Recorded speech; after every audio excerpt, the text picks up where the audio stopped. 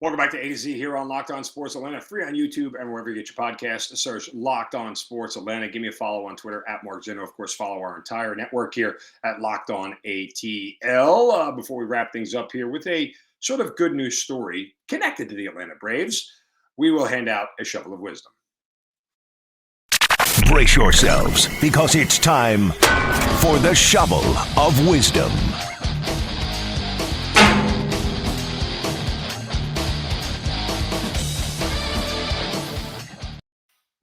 Time to get somebody whacked right upside the head, set them straight, and we'll do so right now. But you can do so as well on my Twitter at Mark Zinno and use the hashtag shovel of wisdom. And today, my shovel goes to Carlos Ramos.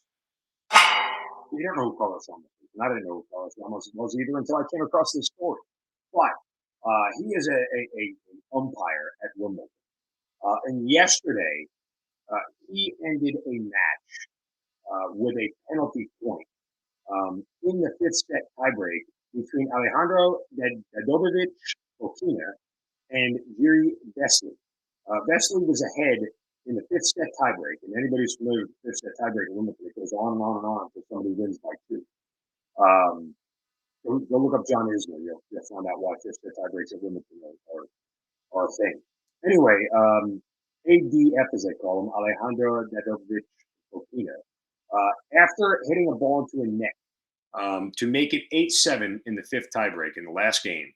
As he was getting the ball back from the ball boy, ball girl, couldn't see who it was, they bounce it into him as they normally do. He was angered and frustrated, and then he swatted that ball up and out of the court in anger and frustration.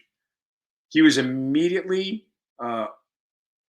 penalized a point, meaning Vesely gets a point for what they call ball abuse. And that ended the match 9-7. It's an awful way to lose a match. And look, I can't exactly, alleviate Fokina from blame here because you have to keep your emotions under control. It's just a real bad, like you have to give a warning. Now, apparently in the match, Fokina had received a code violation for an audible obscenity, which you're not allowed to curse either, apparently. And so, he had already been warned for, I guess, bad behavior. And Fokina had said after the match, he didn't think because it was a different ball abuse versus verbal abuse were different things, and he wasn't going to be penalized. Thought there were different violations.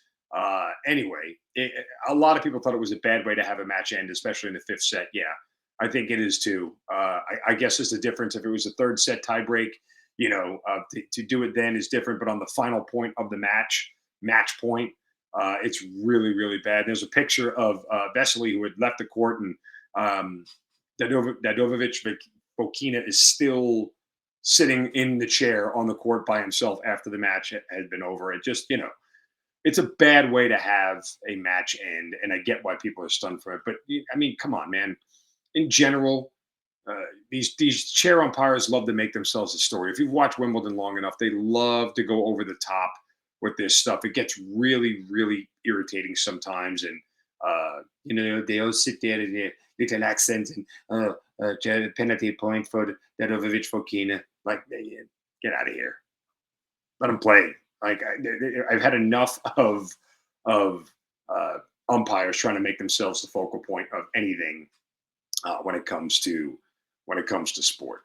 All right, let's pivot here to the Atlanta Braves real quickly.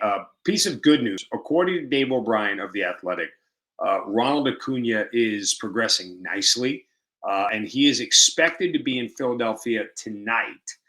There's no word yet on if he's going to play, but it feels like it's a good sign that they're actually going to bring him. I mean, why would they send him to Philadelphia if they had no intention to play him, right? They could just send him to the next city, wherever he is, and when he's ready to play. So it feels like there's a good chance that Ronald Acuna will be back in the lineup tonight. Some more news on Tyler Matzek. He had 2 strikeouts and a perfect inning for AAA Gwinnett. The Braves certainly need him back now that they're short Kensley Jansen. Eddie Rosario also had a good day in his rehab stint as well. So, getting some help back could be huge for them. But they've certainly, it brings up an interesting scenario here when Acuna comes back, and then you have, Michael Harris already in the mix. And when Rosario comes back, what do you do with the rest of that outfield? And what does it look like?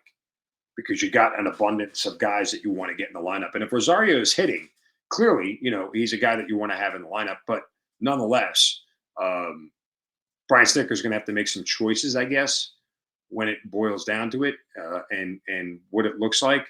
Um, so we'll see how it plays out. But it's actually, it's one of those things where it's a good problem to have. It's a real good problem to have, and if you play it correctly, well, then guess what? It is something that can benefit you. By the way, the Braves are now 21-5 in the month of June, which last time I checked, that's actually pretty good. So yeah, um, there is that.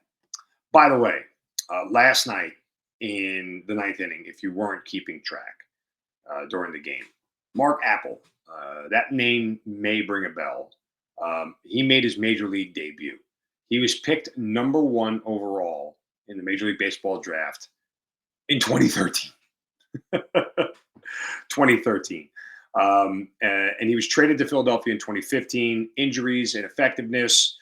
He left baseball in 2018, only to come back to the Phillies organization and finally made his major league debut 9 years after he was drafted, which is awesome. Like, that's such a feel-good story. He pitched a scoreless ninth. Clearly, it didn't matter in the game because the Braves won at 4-1. But nonetheless, it's just one of those things where those kind of stories warm your heart. They make you feel good. And certainly that was a feel-good story for everybody involved, that Mark Apple's finally back in the bigs. All right, that'll do it for me today here on this Thursday. I'm heading out on vacation. John Michael's going to fill in Friday. We're off on Monday and then Tuesday and Wednesday. So I will see you guys 1 week from today, right back here on Locked On Sports Atlanta. Of course, you can always hit me up on Twitter at Mark Zinno. I'm always there to annoy, irritate, poke fun, troll, do all of the above, and certainly appreciate all the love and support. You guys have a wonderful 4th of July weekend. Be safe. Enjoy your family. Enjoy America. We need to do a little bit of that now as well. And we will be back again next Thursday. Take care. Don't take any crap from anybody. See ya.